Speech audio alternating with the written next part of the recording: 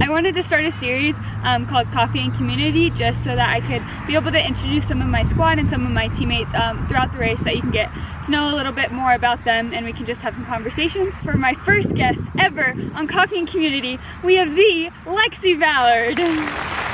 Hello! Well, my name is Lexi Ballard. I'm 20 years old and I'm LA's alumni team leader. So basically that means that I'm just going to be here for 1 more month, since we've been here in Guatemala for 2 months. And I did the race in 2017. My favorite color is blue. And that's who I am. For our first question, how do you drink your coffee and why? Well, I drink my coffee black. You can't really see it, but I drink it black because it tastes really good by itself and it doesn't need anything else. What would you consider your clothing style to be? I would say my clothing style is like slightly edgy, hipster, comfy. My team would say that I dress like a lumberjack. I wouldn't agree. But it's comfy and slightly edgy. Okay. Thrift store vibes. Skater girl. Yeah, whatever. What's your favorite question to ask you? Well, Ellie Miller. My favorite question is, if you could explain your current emotion in a color, what color would you choose and why? So, if you could explain your current emotion in a color, or like how are you feeling in a color? Probably, I was just thinking about this and I looked down and it's the color of mine, but this orange. Usually I'm like a yellow, mellow yellow, anyway, but right now we weren't gonna film this video, but then we decided to, so then I was like, and then we got it together. But it's like a little more intense than the yellow, but not like red, like not like stress, just like speedy, you know. What was your favorite country you visited on the race? My favorite country, that's really hard because I liked different countries for different reasons. But I think like all around, if we're thinking like culture-wise, ministry-wise,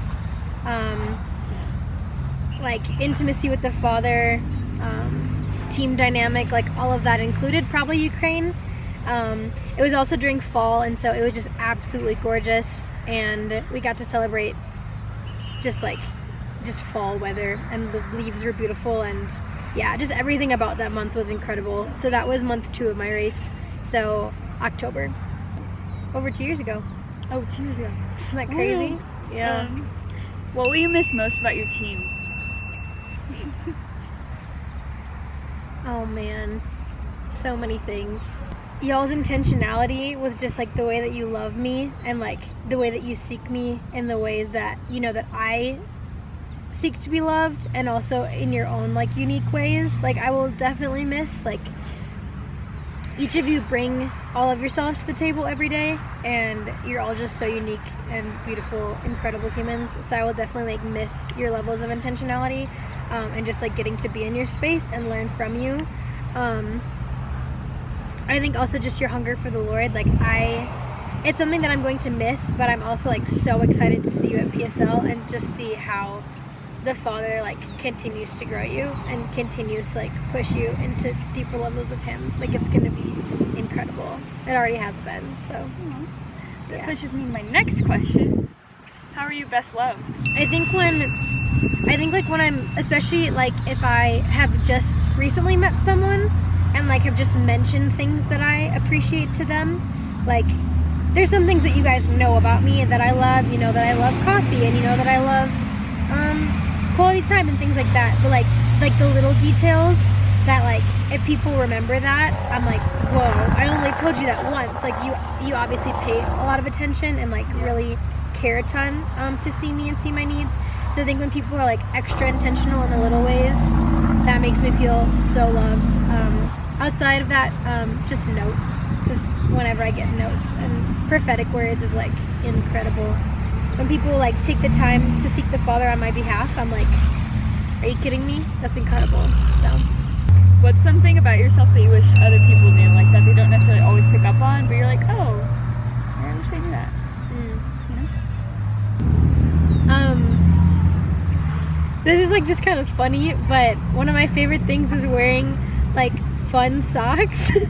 So like today I'm wearing my socks with leaves on them, and my favorite thing is wearing fun socks and then wearing closed-toed shoes. And so like basically all day I'm having a party by myself and nobody knows. But then I'm like, hey guys, my socks have cats hula hooping on them. Isn't that so fun? And it's just like a mini party by myself. It makes me so happy. What is something that you specifically bring to the table?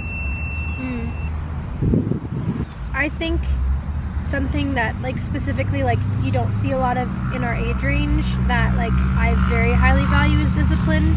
And just like looking at my day-to-day and saying, actually, like, how do I want to spend my time, and like how do I want to spend my time to the best of my ability, which is incredibly biblical. And I think it's something that, especially in America, we have forgotten what it looks like to actually like be disciplined, not because we have to, but because we actually want to. And so my team knows that looks like me getting up at 5 a.m. and working out and spending extra time with the Lord, because those are things that I value. And like outside of that, making sure that I like have time by myself and prioritize time with the Father to do art and things that I enjoy, because I know that when I do those things, like it actually makes me a healthier version of myself.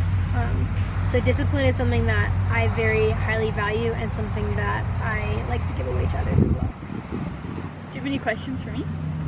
What is the biggest thing that the Father has taught you so far being in Guatemala?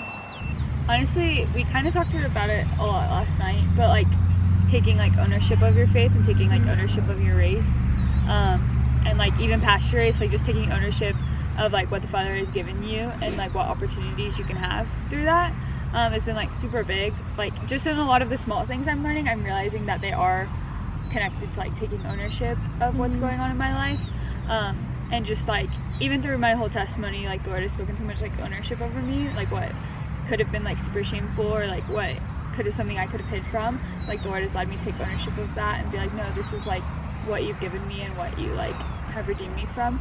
And just like day to day, I'm like learning more about how to take ownership in the day-to-day things, like more being more disciplined and being more like, oh, this is what I want to seek after, so I'm going to seek after this specifically, instead of like, oh, I just want to know the Lord more, you know, and like actually being like, no, this is what I want to specifically learn on. Like I want to learn about leadership, so I like study Nehemiah, or like I'm taking ownership and like what I actually want to learn and like what I actually like want to pursue, if that makes sense. Now for my last most important question: do dinosaurs exist? Currently? No. Or did they exist? Did they? Absolutely. Wait, we have to. Oh. That was so fun.